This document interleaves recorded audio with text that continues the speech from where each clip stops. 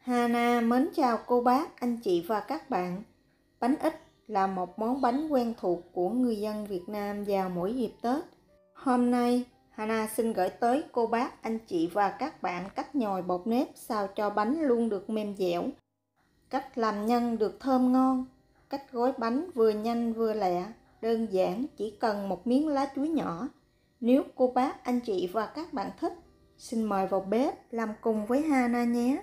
Để chuẩn bị nhân, mình sẽ lấy 200g đậu xanh cà. Sau khi ngâm khoảng 2 tiếng cho đậu xanh nở, mình sẽ đem vo lại một lần nữa cho thật là sạch. Cho đậu xanh vào nồi, thêm vào 200g nước cốt dừa và 200g nước. Cô bác, anh chị và các bạn thêm nước sao cho mặt nước ngập với mặt đậu là được. Thêm 1/4 muỗng cà phê muối. Mình sẽ khuấy đều và bắt lên bếp, đậy nắp lại, nấu cho tới khi đậu sôi. Khi đậu xanh sôi, mình sẽ dỡ nắp ra và hạ lửa nhỏ, nấu cho tới khi đậu xanh cạn hết nước. Thỉnh thoảng cô bác, anh chị và các bạn nhớ khuấy để tránh bị khét ở đáy. Khi đậu xanh đã cạn hết nước, thì mình sẽ dùng giá để tán mịn đậu ra.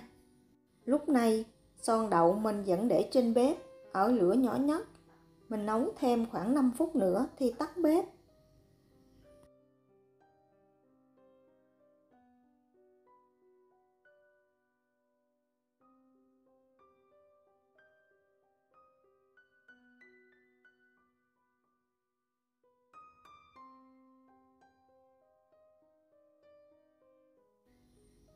Trút đậu ra một cái chảo chống dính, thêm vào 150g dừa nạo,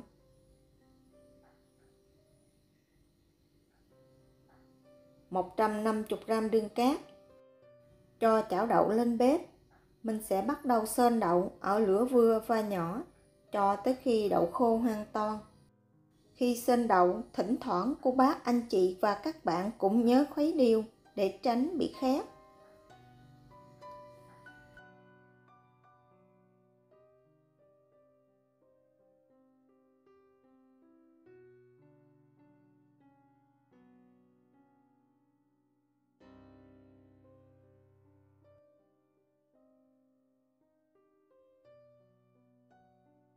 Mình tiếp tục xên ở lửa vừa và nhỏ cho tới khi đậu không dính tay là đạt.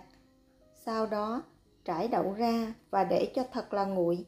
Khi đậu nguội hoàn toàn thì thêm vào 2 muỗng canh mè trắng rang giang hoặc là đậu phộng giã nhỏ, tùy theo cô bác, anh chị và các bạn. Phần nhân mình sẽ chia 30g trên một viên nhân. Công thức này Hana làm được 23 cái bánh ít. Nhân Hana ăn thấy rất là vừa. Nếu cô bác, anh chị và các bạn thích ngọt, mình có thể tăng thêm đường.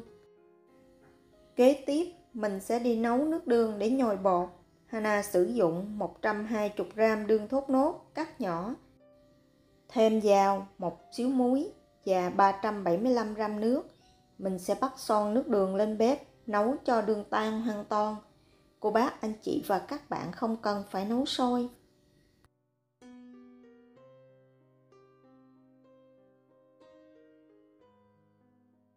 Sau khi đường tan thì mình tắt bếp và lọc lại nước đường để loại bỏ cặn.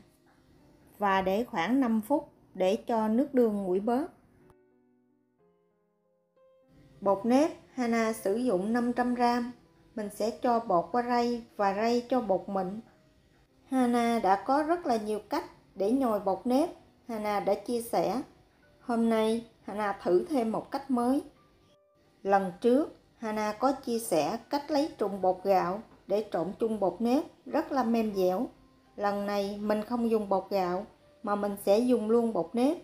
Hana lấy ra 15g bột nếp, thêm vào 3 muỗng canh dầu ăn và mình cho từ từ nước đường vào khuấy đều. Sau khi bột tan hoàn toàn thì mình sẽ cho hết phần nước đường vào.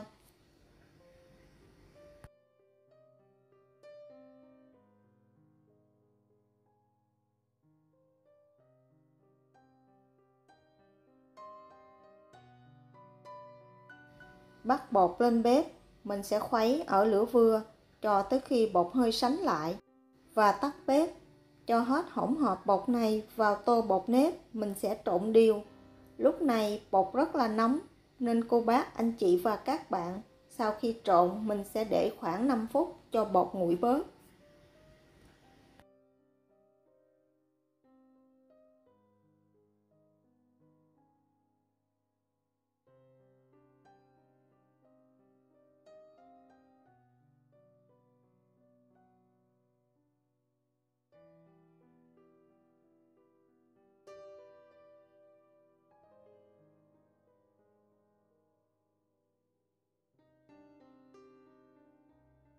Sau 5 phút, bột bắt đầu nguội bớt.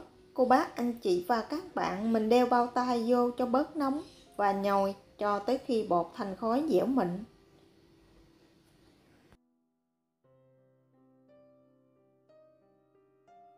Và đây là phần bột của Hana sau khi nhồi thêm khoảng 5 phút nữa. Bột rất là dẻo. Tùy theo độ hút ẩm của bột, nếu khô, cô bác, anh chị và các bạn có thể cho thêm một xíu nước ấm. Nếu bột nhão, cô bác, anh chị và các bạn cho thêm một xíu bột nếp. Sau khi nhồi xong thì mình sẽ túm tròn khối bột lại và đậy kín bột để khoảng 15 phút cho bột nở.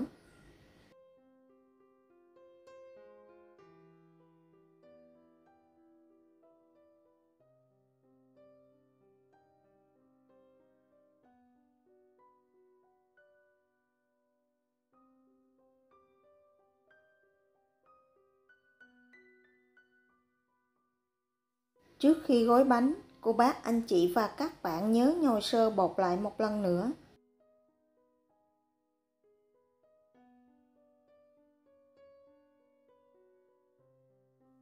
Phần bột này mình sẽ làm được 23 cái bánh ít, mỗi viên bột nặng khoảng 40 gram. Cũng giống như mỗi lần, mình sẽ vo tròn viên bột, ấn dẹp và cho nhân vào mình gói lại.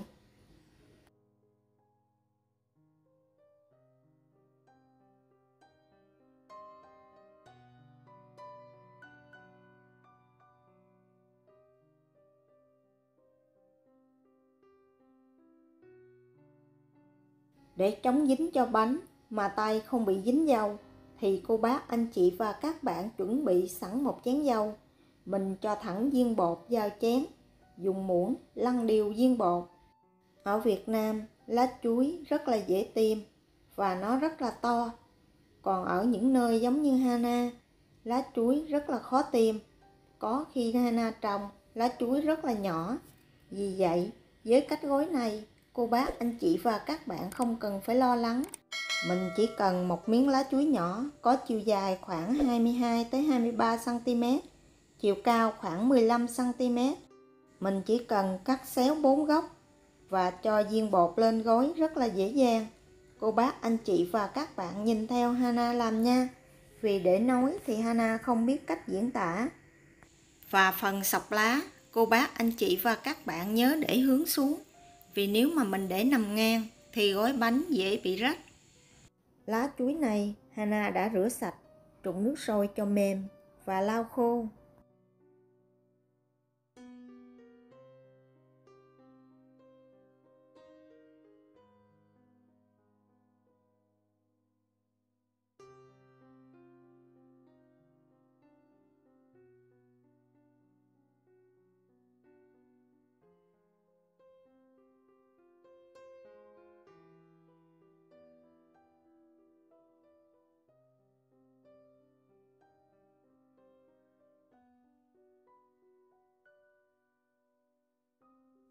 Và đây là cái bánh ít Hana gói với một miếng lá rất là nhỏ.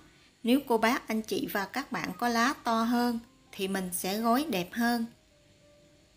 Sau khi gói bánh xong thì mình sẽ xếp bánh vô sửng. Nhớ chừa khoảng cách để giúp bánh được chín đều hơn. Cho bánh lên sửng nước sôi đã chuẩn bị trước và hấp ở lửa vừa khoảng 30 phút. Trong 30 phút hấp, thỉnh thoảng cô bác, anh chị và các bạn nhớ dỡ nắp xả hơi để bánh được giữ nguyên hình dạng. Sau 30 phút, bánh cũng đã chín. Mình sẽ đem bánh ra ngoài để cho nguội bớt trước khi dùng.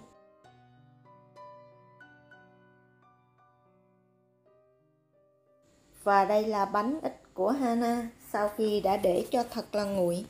Với cách gói này rất là đơn giản và rất là nhanh. Vỏ bánh thì rất là mềm dẻo, phần nhân thì không ngọt quá, cũng không lạc quá. Bột bánh bên ngoài rất là khô ráo, không bị dính vào lá. Hy vọng cô bác, anh chị và các bạn sẽ thích những gì Hana chia sẻ. Nếu thích, nhớ đăng ký ủng hộ kênh của Hana nhé. Hana cảm ơn. Mỗi tuần, Hana chia sẻ vào thứ Ba và thứ Sáu trên kênh Cooking with Hana Phùng và thứ Bảy trên kênh Món Ngon cùng Hana Phùng. Hana chia sẻ món chay, mặn và mẹo nấu ăn. Cô bác, anh chị và các bạn nhớ xem ủng hộ Hana nhé. Hana cảm ơn. Hana kính chúc cô bác, anh chị và các bạn năm mới nhiều sức khỏe, nhiều niềm vui và nhiều thành công trong cuộc sống. Hana xin chào tạm biệt và hẹn gặp lại lần sau.